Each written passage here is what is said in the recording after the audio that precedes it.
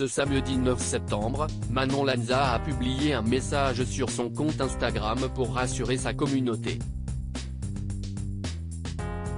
Lors du premier tour du GP Explorer 2, la jeune femme a percuté Maxime Biaggi, ce qui les a contraints de déclarer forfait pour le restant de la course. Ce samedi 9 septembre, est-elle lancé le GP Explorer 2. Devant plus de 60 000 spectateurs et 1 million sur Twitch, 24 pilotes se sont donné rendez-vous sur le circuit Bugatti au Mans pour remporter le tournoi.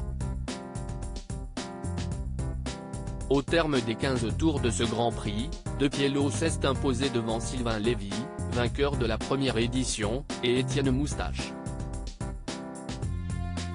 Seulement, cette course retransmise en direct ne s'est pas déroulée comme prévu.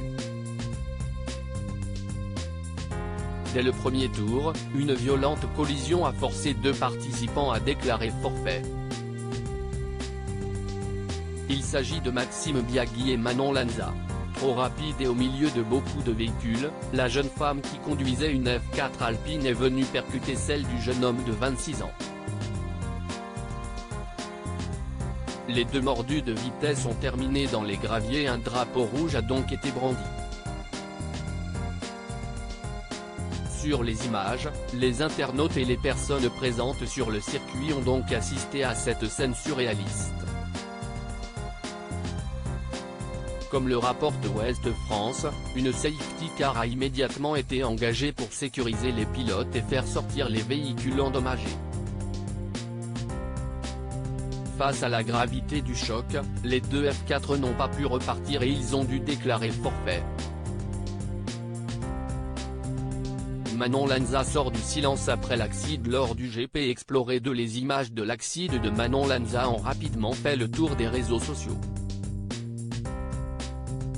En sortant de son véhicule, internautes et spectateurs ont vu à quel point Maxime Biaggi était effondré à l'idée d'abandonner la compétition. En revanche, la réaction de la jeune femme, à l'origine de cet accrochage, n'a pas été filmée. De quoi inquiéter les internautes, qui se sont demandé si elle n'avait pas été blessée grièvement. Selon les informations du média Intre, la pilote aurait été transportée à l'hôpital. Mais, ce samedi 9 septembre au soir, la jeune femme est sortie du silence dans sa story Instagram, pour donner des nouvelles plutôt rassurantes sur son état de santé. Merci pour tous vos messages de soutien, a-t-elle commencé, avant de préciser que ses examens sont positifs. Sans faire état de son état de santé, cette mordue de sport extrême, qui avait terminé les qualifications à la 11e place, a donné rendez-vous à celles et ceux qui la suivent dans les prochaines semaines. Je vous aime, à très vite, a-t-elle conclu. Ce qui ne la tue pas, la rend plus forte.